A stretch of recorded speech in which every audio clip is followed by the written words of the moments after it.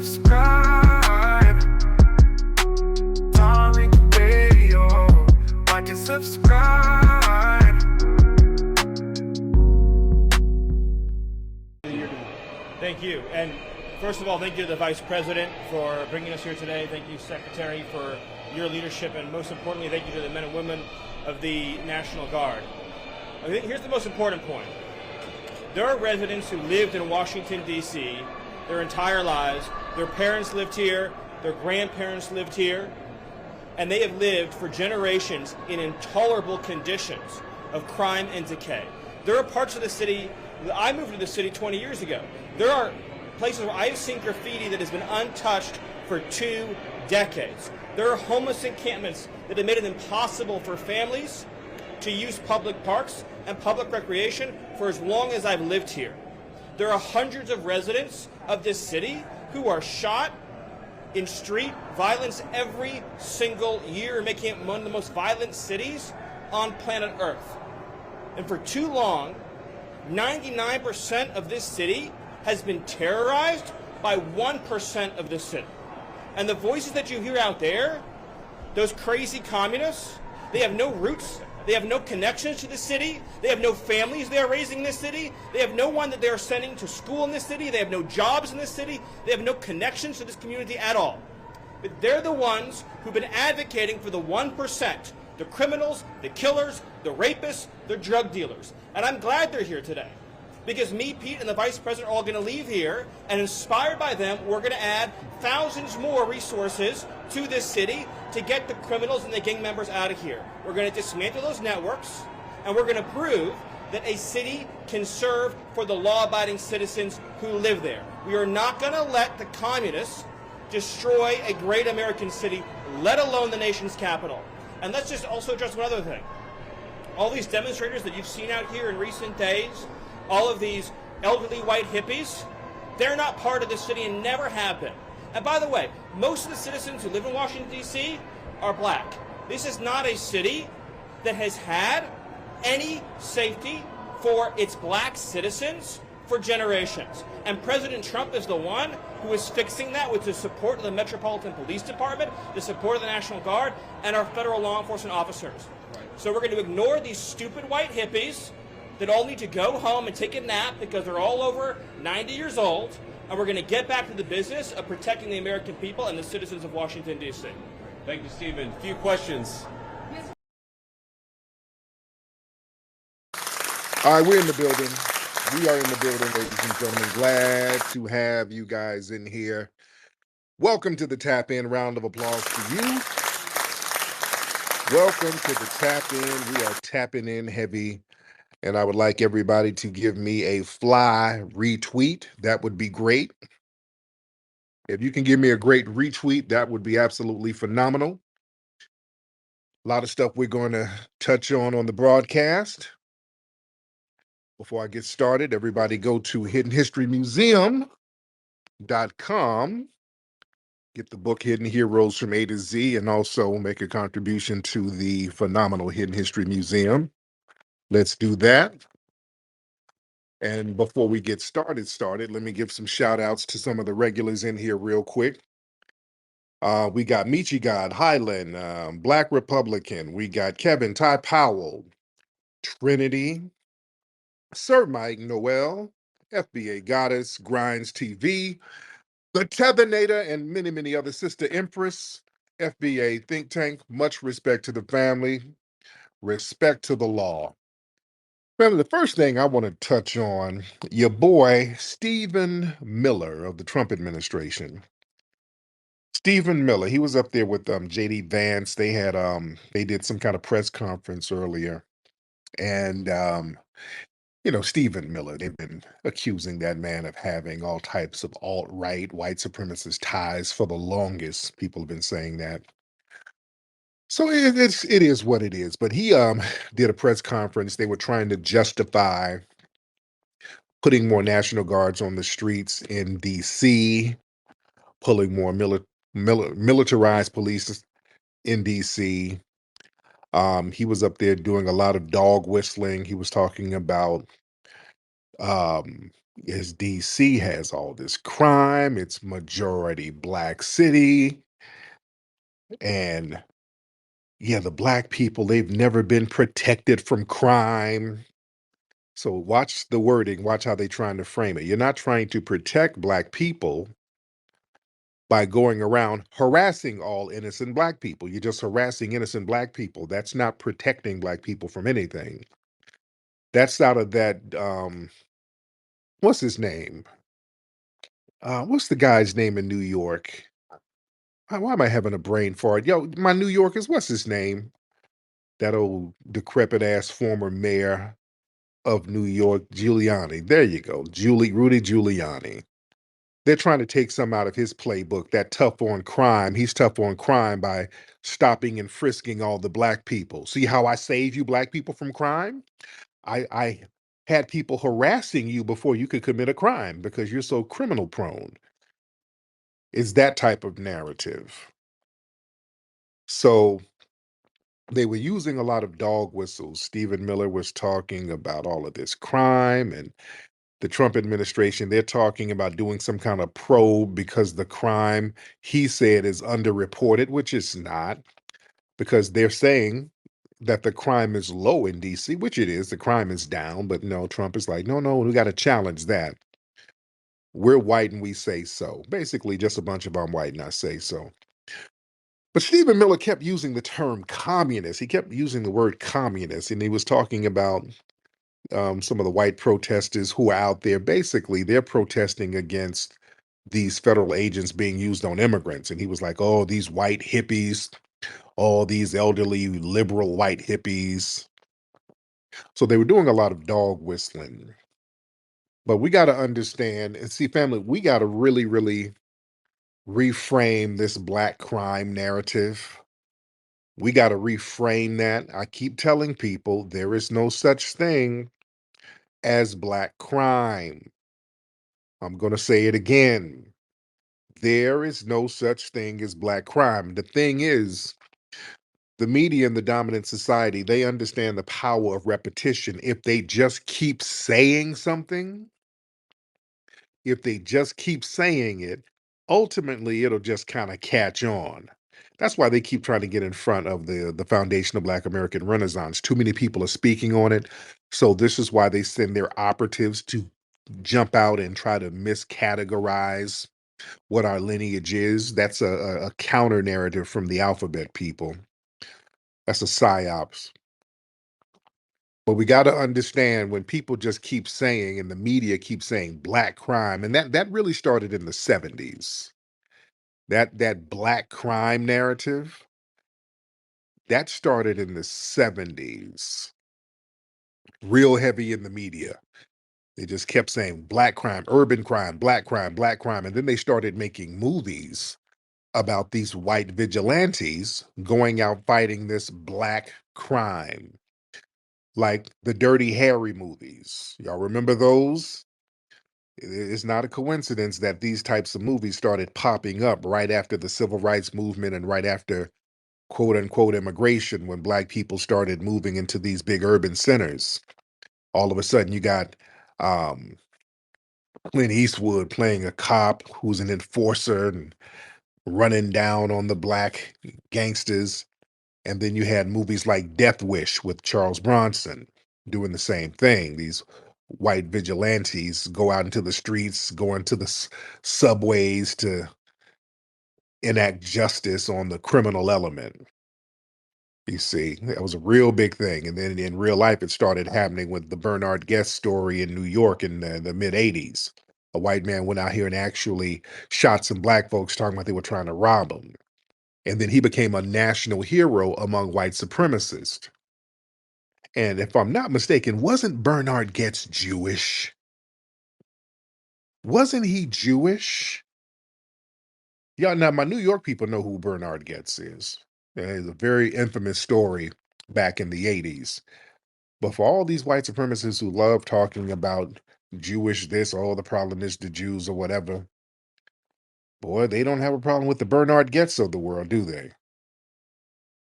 They do not have a problem with them. Let me look him up real quick. All right, I think he was a Jewish cat. I'm looking it up real quick. I'm looking it up real quick, but I think it was a Jewish cat. I'm looking it up, looking it up. Bernard Getz, yep, Jewish. Yep, he's Jewish. His mother was Jewish. Yeah. So yeah, don't let them fool you with that. Yeah, it's the Jews, man. We got to get together against the Jews. Man, please.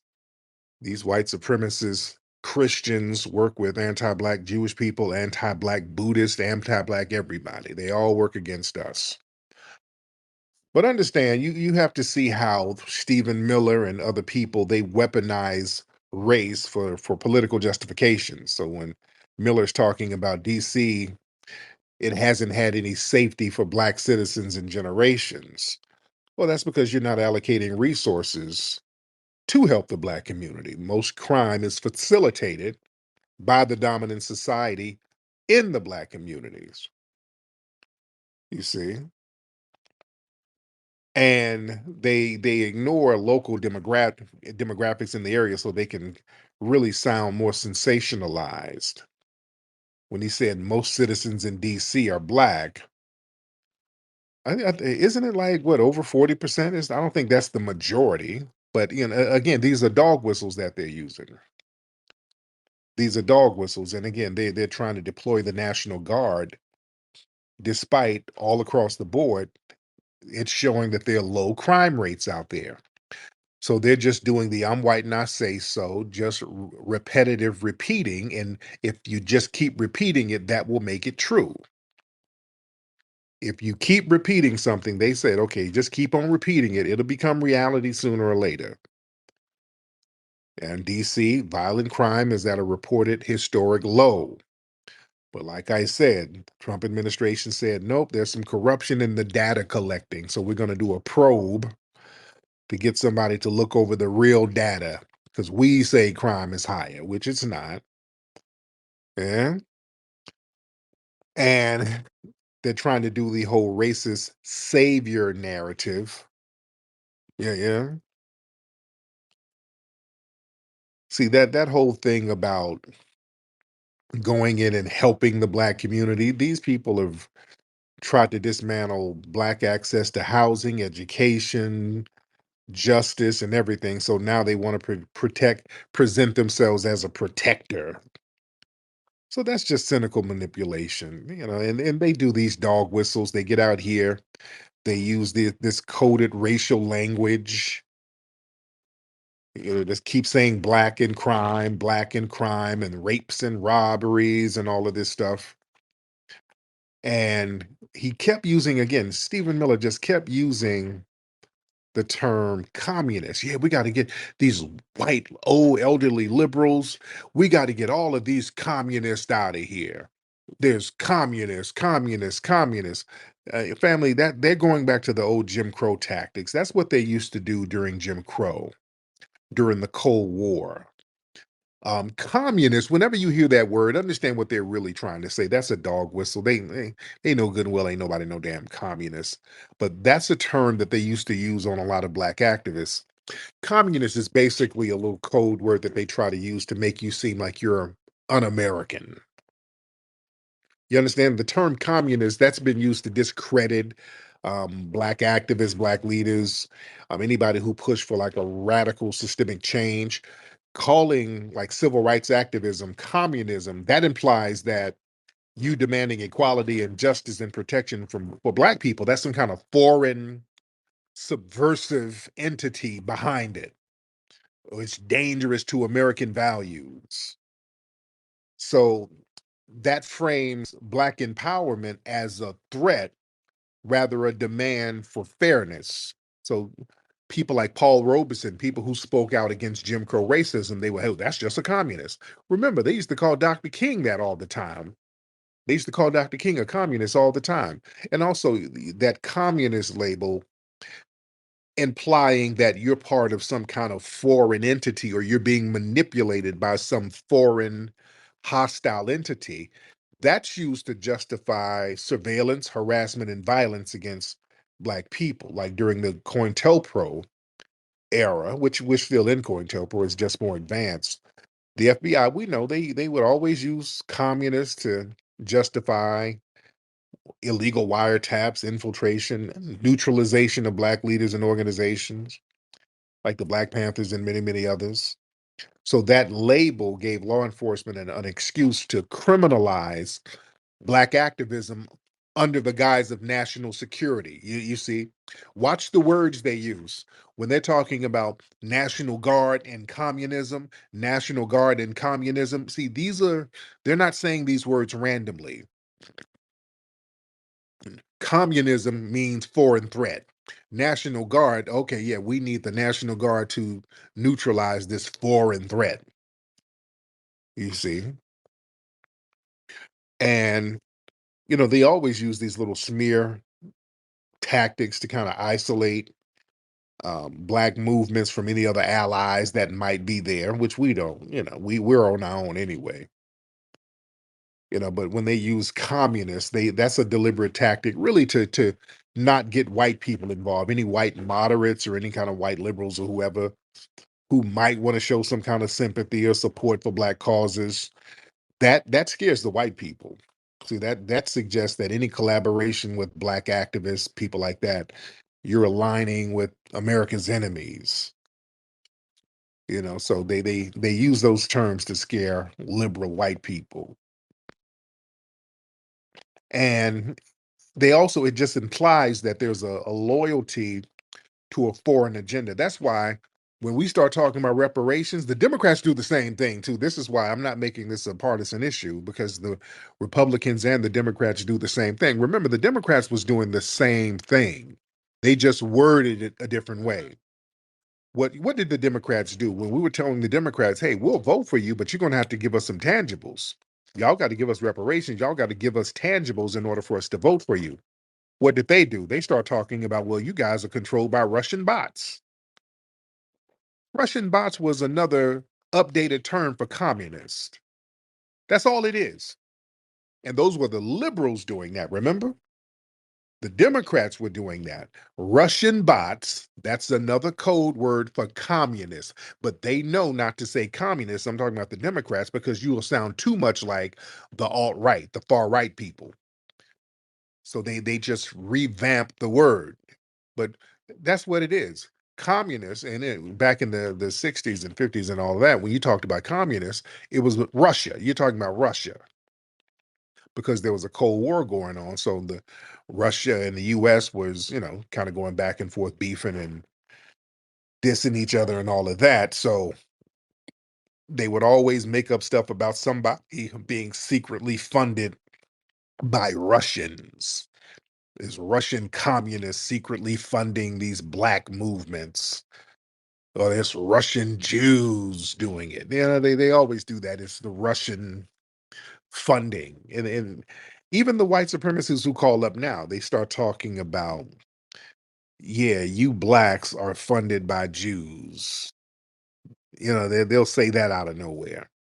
Or you're locked in with the Jews. Remember, we had a white supremacist who crashed out a week or so ago, and he kept throwing that Jew thing where we're controlled by a secret cabal of Jews.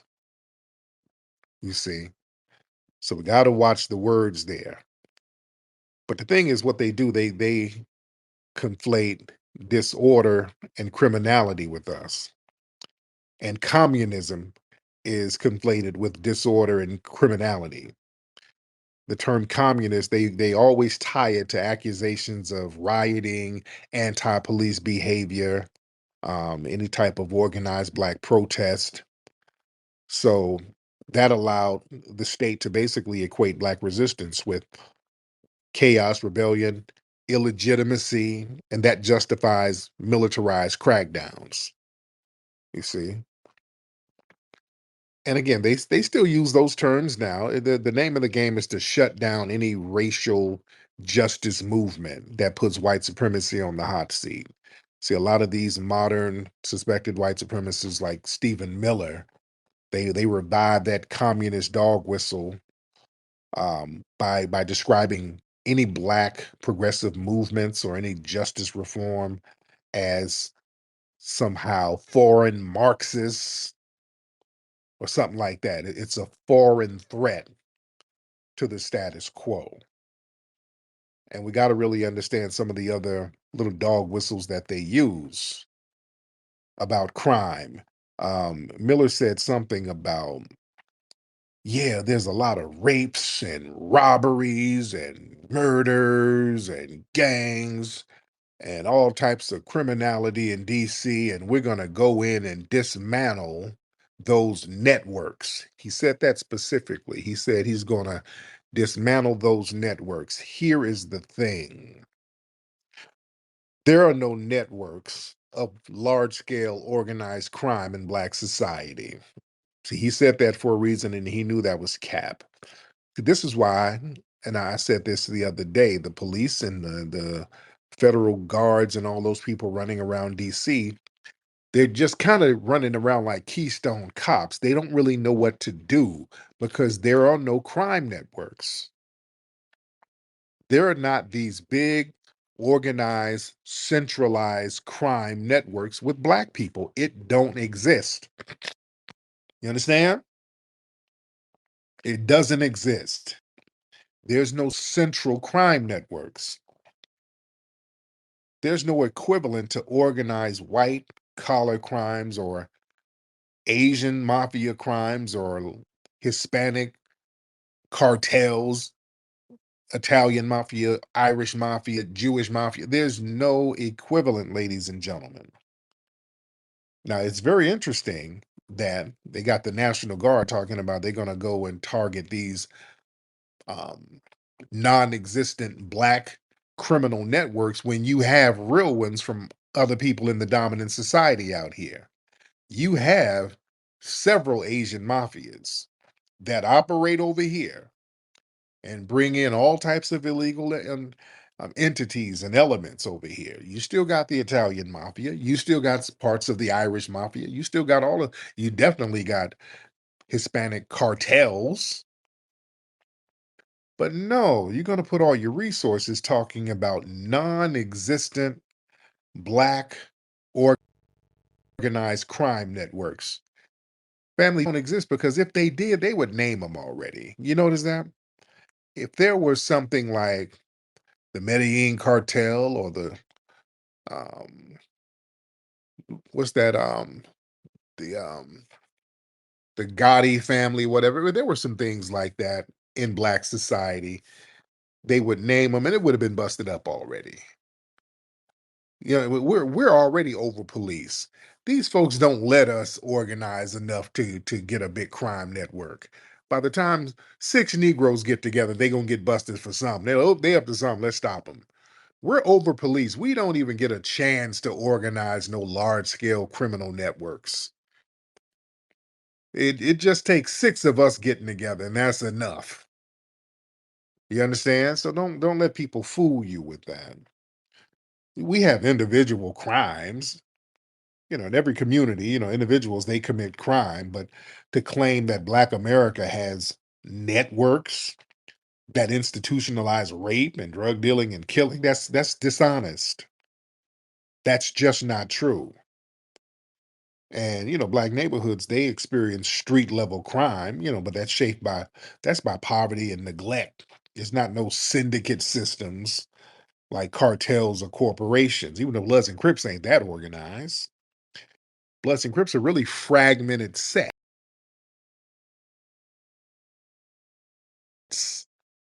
It's different fragmented sets all over the place, but it's not an organized, centralized network of people.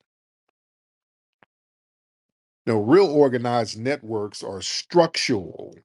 Well, it's a group of people organizing a system where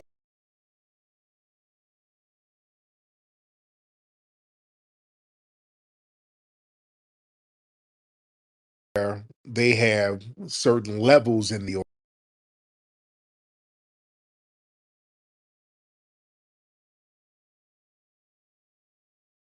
no rape networks in Black society. Now you have sex trafficking rings and pedo rings in white society. You have white organizations like NAMLA that's been doing questionable things with boys for years. They're not going after these organizations. You see, so this is racial targeting. I'm just showing the hypocrisy here.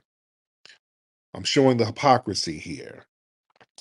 Even with drug trafficking in black communities, the drugs are imported from other places by other people. It's not invented. We don't create any.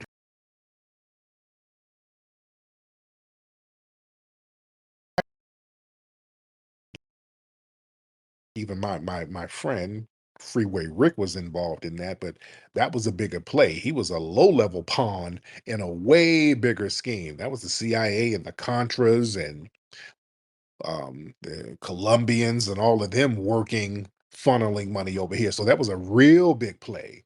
But the finger gets pointed at Freeway Rick and people like him.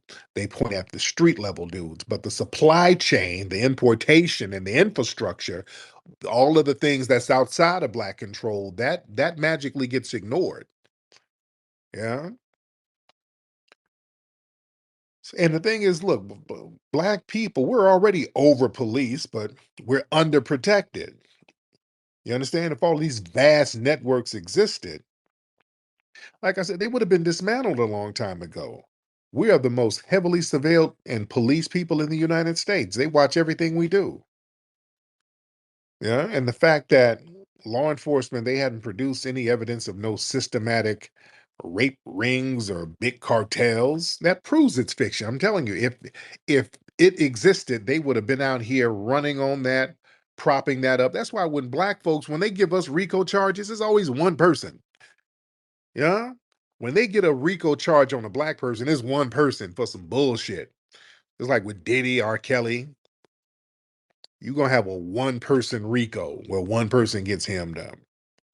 Or they gotta try to make a record label a RICO, just like they did with Young Thug. They tried to make their record label an organized crime entity, and that failed. Thank goodness it failed. It was found not guilty. Thank goodness it failed. You see, it just doesn't exist.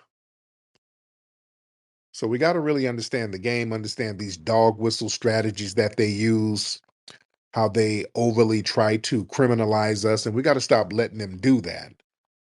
I keep telling people, stop letting them use that word black crime. Ain't no damn black crime. There is no black crime, ladies and gentlemen. These people are not doing anything that the black community is co-signing. So again, if somebody goes and robs a liquor store, he happens to be black, what the hell does that have to do with any other black person? I want you to put your thinking caps on. If this guy, Mr. Dusty or whoever he is, some dusty fool decides to go rob a liquor store, that him robbing that liquor store don't benefit me. He's not going to share the damn money with me. I don't know him. I don't co-sign that, nor does any other black person. So how in the hell is it black crime? That's just some dusty dude who wanted to rob a liquor store. That has nothing to do with the rest of black society. You understand? Y'all got to look at it from that perspective. We're not co-signing that. That wasn't part of some organized network. That was some fool who decided one day to go do something stupid, something that I would never do. And certain street dudes who are semi-organized, some of the street hustlers who are semi-organized, who organize in a sense where they just have an understanding about territory. That's what I mean. Cats just kind of understand different boundaries and they know not to impose on different territories, so they get somewhat of an understanding. But it's still not an organized structural entity like that. But even the street dudes, they don't like all of the carjackings and the shootings and the robberies. They don't like that because it makes the block hot. When you do something stupid like that, cats can't make no money. So everybody looks down on that. Even the street dudes look down on dumbass behavior. Got nothing to do with black at all. So we got to understand the words. Words are very, very important. Should I get some calls? Should I get some of the family in here? Because we are a lot of folks in here. Let me get my brother Twizzle in here. Brother Twizzle, hop on in, bro. Brother Twizzle from the town. Yes, indeed. Yes, indeed. I love how you just laid that out there. Because one thing for sure, two things for certain. One thing about the street code was the original Black American code. Because one, we always had a dude that was prominent in the streets and he laid the law out and everybody had to answer to him. Yeah. But back in the 80s, when they started giving out those drug crimes, those drug lords and the RICOs, that's when they kind of killed all that. But it's funny on how you said with the RICOs on how we black people we can get a RICO just by organizing a party. Yeah. You know what I'm saying? Yeah. And that's how they come for us, especially out here on the West Coast from that old school D game. Two or three of us can't hang together because if we do, we get a conspiracy. We get a conspiracy that we're conspiring to set up an organization to plot a crime or to do all this stuff that we don't have nothing against. And this just goes back to what you said on how we Black Americans are heavily policed because I know for sure the majority of the laws in Oakland was meant for Black Americans because each time they'll make a law, we'll figure out on how to circumvent that law and avoid that law, and they'll come up with that law. They'll come up with another law to go against that law. So hey, I just want to land Hmm.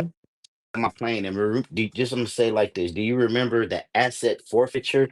Oh That's what yeah. a lot of that was about because when a lot of black men started making a way, they got mad about that. So they started coming with the asset forfeiture thing. It was mainly for us. It wasn't for the mafia or the RICO. It was mainly for black Americans who was making a way up out of poverty and out of the game. And they made a way and they got some. So the federal government came up with a law to take their shit. So I land my plane, D, and thank you, bud. Yeah. Thank you for having me up. No doubt. No doubt. Yeah, that's absolutely true. Yeah, they do that asset forfeiture for black so-called criminals, but they don't do that for white ones. What's this white guy? He's on social media too. He's a goofy ass white boy. His dad was a big scammer. His dad was a big scammer. I forgot the dude's dad's name, but his dad scammed a bunch of money, went to prison, but the dad put that stolen money in a trust. He put it in some kind of trust and cleaned the money up. And then the trust fund went to the sons. So the sons be all up on social media, flossing and fronting with private jets. They go around acting like there's some real big ballers and hustlers and big old players. And I used to go back and forth clowning them because they used to get mad at me for calling out white supremacy. So they would call me a race baiter and all that. And I would get on this bumper. But what's the guy's name? Bizarrian or something. I forgot. He's a little old short, little steroid looking, alt right looking dude who tries to act tough, but he's like a little punk ass. But again, they were getting that ill-gotten trust fund money and just balling out with it. Yeah, they don't let us do that. Nick, what's up, Nick? What's happening, Reed? What's going on with you, brother? You good? I am good, man. How are you? Man, I'm cooling. Just wanted to say real quick. Had a chance to stop by the museum earlier today with my kids, yo. I told you I was gonna do it. Oh, cool. What time did Yeah, you we had a good what time. what time did you go up there? Just right afternoon we did. Okay. Okay. You see my assistant, um, Ari was up there, right? Yeah, man, it was cool. I brought the kids up there. I was just talking to them about some of the exhibits. You know, they was real in love with the pirate dude. Oh yeah. You know, it was real cool experience, man, for them. And you know, we got some T-shirts and all that. Oh, You know, I heard a Tether talking the other night about how the museum didn't have no artifacts, and I was like, yo, this shit has mad artifacts up in here. yeah, it does. Yes, indeed. Man, I appreciate you coming through, brother. Thank you so much, and thank you for your support, brother.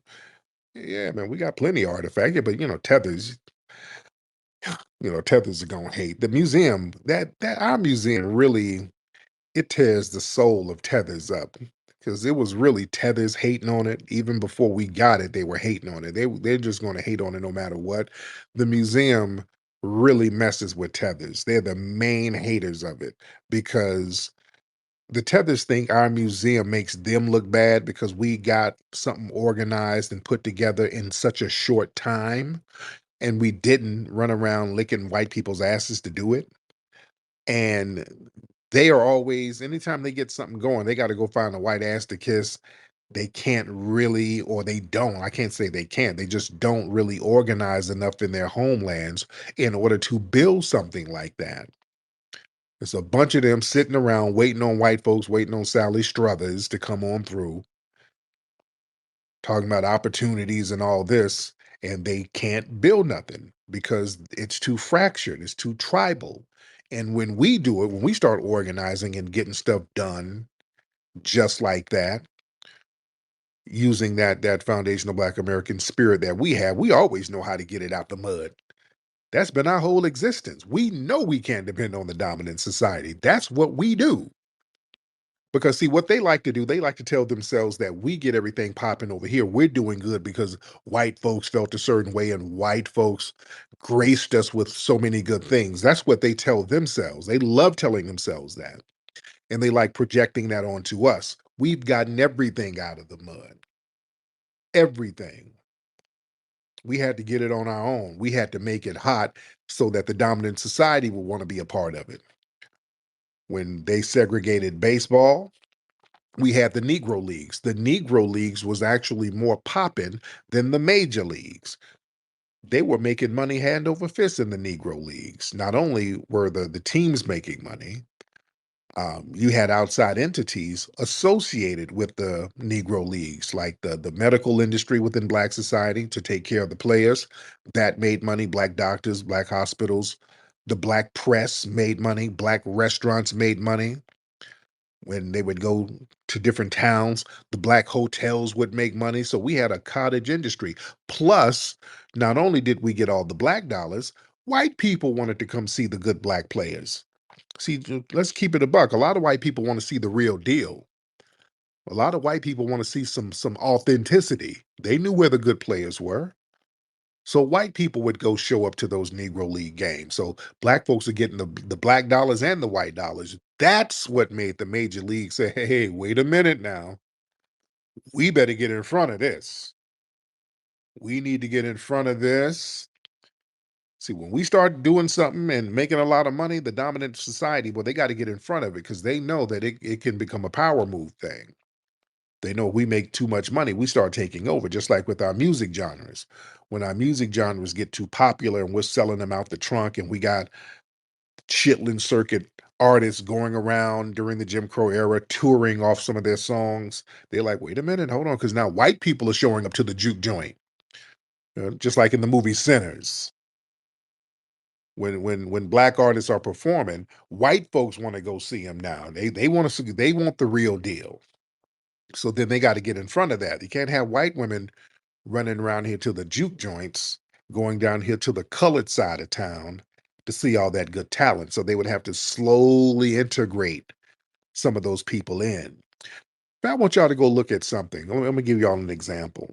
I'm in LA. Our Black hub back in the day was Central Avenue in Los Angeles. That was our Black hub. There was so many Black businesses, Black theaters, Black nightclubs on Central Avenue. That was the spot. Now, later on, they busted Central Avenue up because they ran the 110 freeway parallel to Central Avenue. So that just gutted all of the businesses over there, which is what they've done to all areas. But before they put that freeway there, Central Avenue was the hub of Black Los Angeles.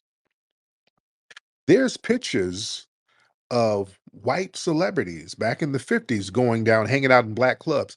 Go look up this picture of Marilyn Monroe. Have y'all seen this picture? It's a picture of Marilyn Monroe at one of these Black clubs at a table with a brother. She's down at some club in the hood. This was in the 1950s. And the brother has a look on his face like he's smashed. But y'all go look up that picture. Look up Marilyn Monroe at a club with a Black guy. She's at a table somewhere. This was on Central Avenue. I forgot the name of the club, but it was very popular that a lot of white celebrities would go down to Central Avenue because that's where the good music was. That's where the good food was. That's where everything was popping. Everything was popping down there. Yeah. So understand that. But look that picture up. Look up Marilyn Monroe, the Black guy at a club. Shit, and I'm looking it up. Hold on. She's at a club. She's at a table with this dude. Y'all Google it. You'll see it. It'll pop up. It'll pop up. So that was a thing. Winter Soldier. Hop on, Winter Soldier. Yo, Tariq, you were talking about Dan Bilzerian.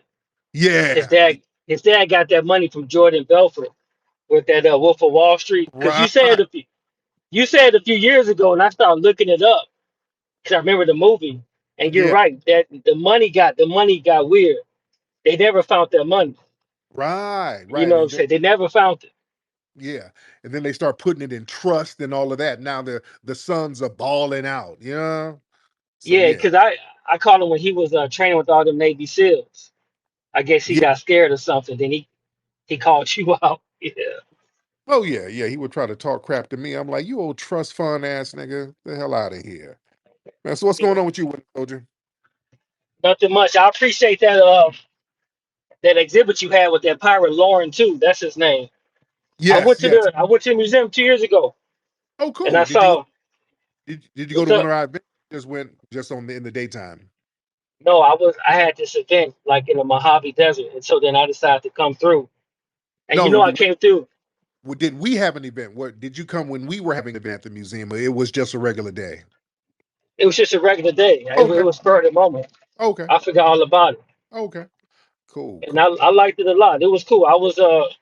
I tried to look for Bass Reeves' pistol, but his great niece sold it to the U.S. I mean, gave it to the U.S. Marshal Service. Oh wow, wow. Yeah, I gotta get some more artifacts like that too, because that's why I want to go to Oklahoma. I want to get a bunch of stuff from Oklahoma and bring it and do a big exhibit with the museum. But man, I appreciate you though, man. Shout out to you, Winter Soldier. Much respect to you. Yeah, Yes, indeed. Y'all got to come through. We'll be back open Saturday. We'll be back open Saturday. So y'all come on down to the museum on Saturday and enjoy it. The kids love it. You'll enjoy it. Come with your family. And I'm gonna probably have my own event in September. We'll probably have an event up there, have food. Because I haven't had my own event up there in a long time because a lot of people have been renting it out in the neighborhood. But people have been asking when are we going to have our event, my event. So we're going to probably do something in September. So I got to get with Dwan and we're going to make something happen. I probably want to get the people at Blue Bird to cater. That's the Crip theme. That's the Crip thing chicken joint out here in LA. But the food is good and they're good folks, man. And anything black in LA, I'm a super supported. Anything black in LA, I'm right there supporting it and trying to prop them up and make it happen. But I'm gonna let y'all know we're gonna probably have something late September, and I keep everybody posted on that. All right, let me get some more folks in here. What's up, Yoshi? I see you. I see you down there, beloved. Oh, I see you. Y'all raise the hands in here, ladies and gentlemen. Let's get them hands raised. Let's see what's on your mind. Nikki the God, I see you. Let's get Jim in the building. Mr. Jim in the building. Jim, hop on in.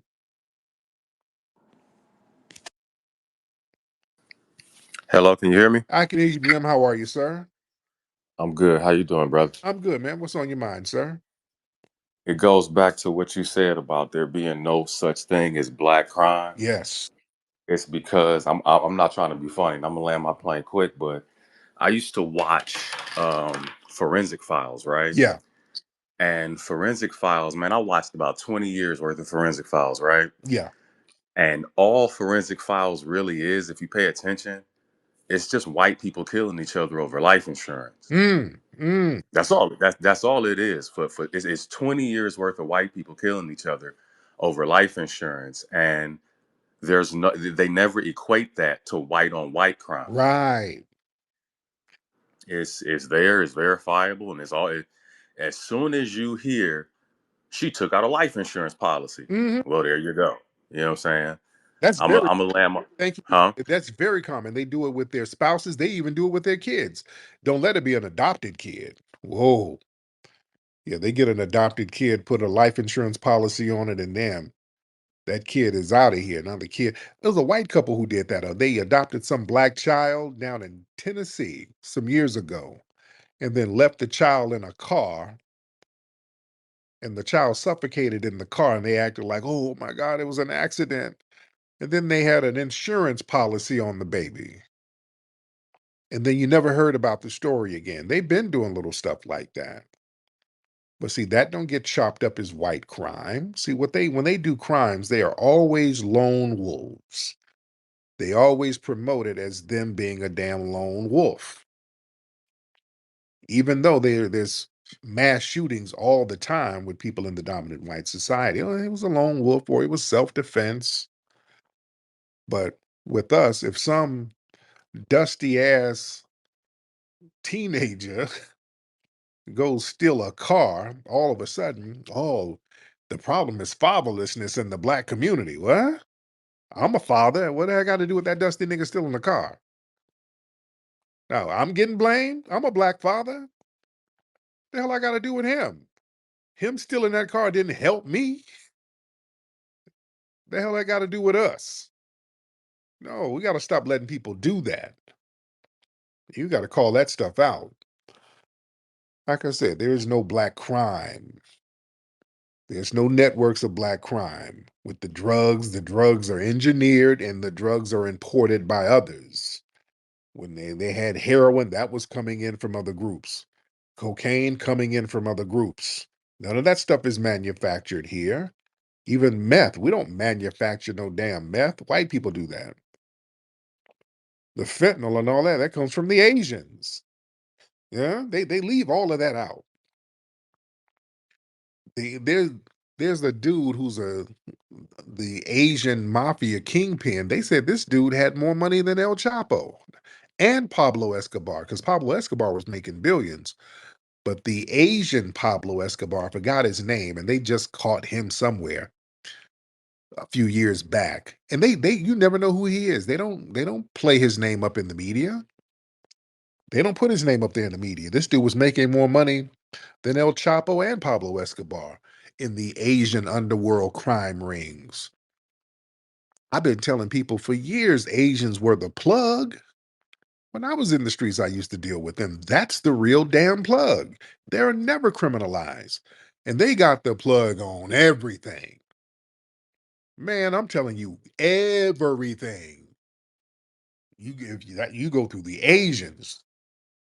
People think because of the movies, you go meet with you do a deal with some damn Costa Rican dude. And that's no, nigga. No, no, no. The Asians, dude, especially out here in LA, they got all those ships coming in at them ports. The Hispanics ain't got that. They ain't got them shipping connections like that. Them Asians do. They got all them connections at the ports, and they got all the connections at the import export um, um, corporations out here. So they've always been the plug, but they are never criminalized. Never. You understand? Well, Twizzle want to get back in. Let me get my brother Twizzle back. Brother Twiz, hop on in, brother. Hey man, I'm sorry to chop on twice tonight, but you are 100% correct. Because I remember up here, it was up here the Asians got a lock on the game. They got a lock on the weed game. Not only that, and they don't want to talk about it, but they had a lock on the meth game because they had their own secret recipe for it. And one thing about these Asians, they don't do no business. They will sell you something, but they won't network with you. And what happened was one Asian, he got hooked on the meth and started hanging with one of these inbreds up here, and he taught them the recipe for it. So ever since then, they cut them out. But what you're saying is 100% correct because I remember in the 90s, it was this Vietnamese or Asian general over there. He said that he is responsible for all the heroin distribution throughout half the world. And he told America, if you give me $1 billion, I won't send no heroin over there to you. Mm, I remember this. I remember this. You can Google it. I think it was in the 90s, and it tripped me out because he was laughing and he didn't give a f- and he said he told the president, come for me. You know what I'm saying? And he was a general, you know what I'm saying? yeah, and what And that's and what people think that I just want to say this and I'm gonna land my plane. People think these Asians are innocent. yeah. I said when I first came on this app that when we come to this immigration, it's not the Mexicans that we have to worry about. It's the that coming over here eating dogs and cats that we have to worry about. And I land my plane, T. Yeah, and also up there in the Bay, Twiz, it was a lot of them Asians behind them bipping crews who was bipping them cars up there too. I was hearing, They the Kia boys. They the Kia boys. yeah, You know what I'm saying? And not only that, you got to understand, we got a lot of these motherfuckers who came up here running these liquor stores, these Asian, I mean, these Arabs and these Yemenis. Their children is out here in the streets right now. They're the ones that's bipping. They starting sideshows. Not only that, the number one stolen car up here right now is an Infinity. If you have an Infinity Q something, what they would do, they will go through the sunroof and steal your shit. Instead of bipping the side windows, they bip your sunroof and they go through there, and that's how they start them sideshows. So mm, it's these Asians and these Muslims that's doing all the dirt, plus these immigrant Mexicans, because they too busy trying to copy off what we were doing in the 80s, and they want to be a part of it. And since they're immigrants, they don't have the harsh penalties that we have to pay. And I'm gonna say this, and once again, I'm gonna land my plane. I'm very passionate about this immigrant shit because it was a illegal immigrant that hit me on my Harley Davidson in 21 when I went down. You know what I mean? They cut me off. The light turned green. They were acting like they gonna turn right, so I gunned it. They turned left, cut me off, broke my jaw, and I went down, damn near lost my life. So I'm very passionate about this illegal immigration shit and about them giving these license and they can't even speak English, so they can't even read the rules of the road. You know what I'm saying? So I land my plane, man. And y'all have a good night. man, respect to you, brother. I'm no longer musty.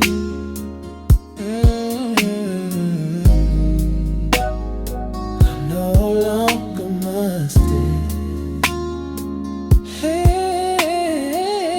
Hey, I'm no longer musty. Hey, I'm no longer musty. 'Cause I got my real work on. I'm no longer musty. 'Cause I got my real work on. I'm no longer musty. 'Cause I got my real work